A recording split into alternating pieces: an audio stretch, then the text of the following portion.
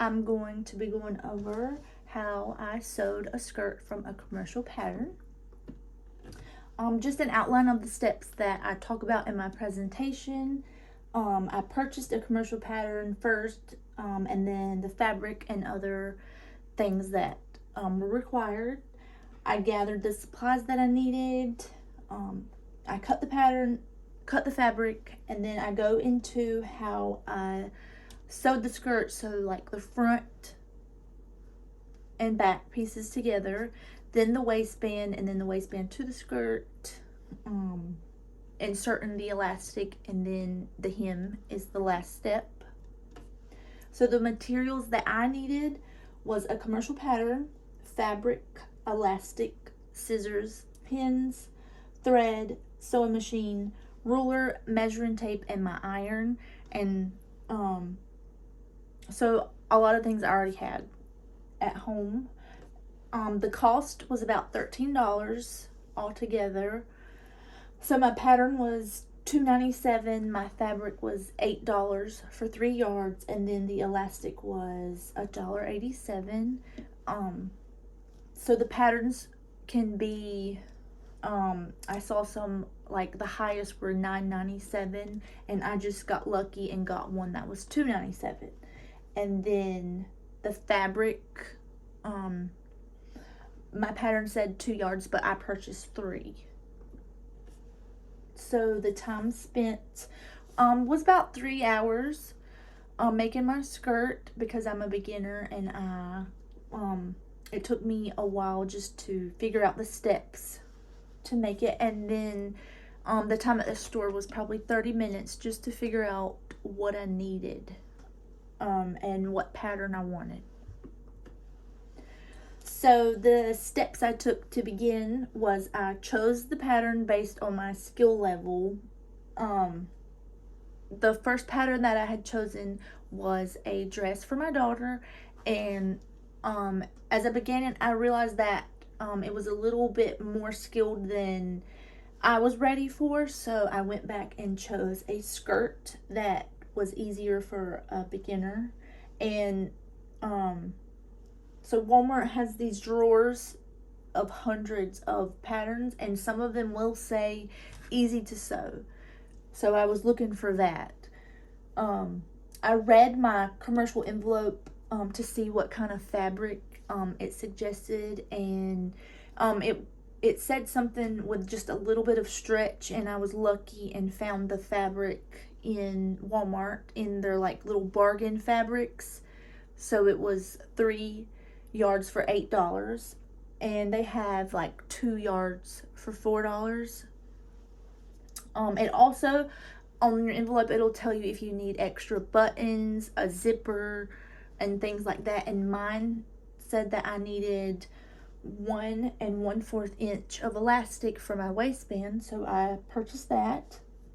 And then you just want to note how much fabric and pieces you need, and it will tell you on your envelope. So I put an arrow right here on where it said on mine, 2 yards, and then it'll always tell you on the back too. So you just look for the size that you needed, and I was doing a large, so I went and looked under the large and just made sure that I got enough. So I got 3 yards just to have extra. And also it'll tell you how many pieces that are in your pattern, and I knew that I didn't want a lot of pieces, because the first pattern I had chosen was a lot of pieces, and it was not on my skill level yet. So step 1 is I cut out my pattern according to the size. So I looked, and it'll have the different sizes on there. So I looked for the large, and it's easy, you just follow the lines. And it'll also have notches for you to cut so that you can match up your fabric to the other pieces that it goes to when you're sewing. It'll also tell you on there your seam allowance and the center pieces and things like that. So there's a lot of information on the actual pattern. The next step, I pinned my fabric I pinned my pattern to my fabric to cut out, and the pattern will tell you which pieces to cut on the fold. So I was to cut one of the pieces twice on a fold, and then for the waistband it was 2 pieces. So I did that. Also, the directions will show you the suggested way to put your pieces on your fabric to cut out, and this just helps you to make sure that you're not wasting fabric and that you get it all on your piece of fabric to cut out.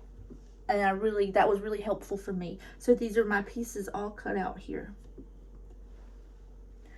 Step 3, so it was time to sew. So the skirt had a front piece and a back piece, and I was to put the right sides together, pin those, and then sew down the sides. So my seam allowance was 5/8 inches, so I did 5/8 stitch all the way down, and then it told me to do another stitch 1/8 away from that first stitch, and then trim the excess. So I did that, trimmed the excess, and pressed my seams towards the back. Step 4, it was time to do the waistband. So it was 2 pieces. I pinned them together, right sides together, and sewed down each side, but one side you were to leave a hole for the elastic. So I did that, and then I was to fold the waistband in half and then pin the raw edges together. So this is just my raw edges right here together. Step 5 was to pin the waistband to the skirt with the right sides together, because it was going to be flipped up after when it's completed. I made sure that my seams lined up and put a pin in them.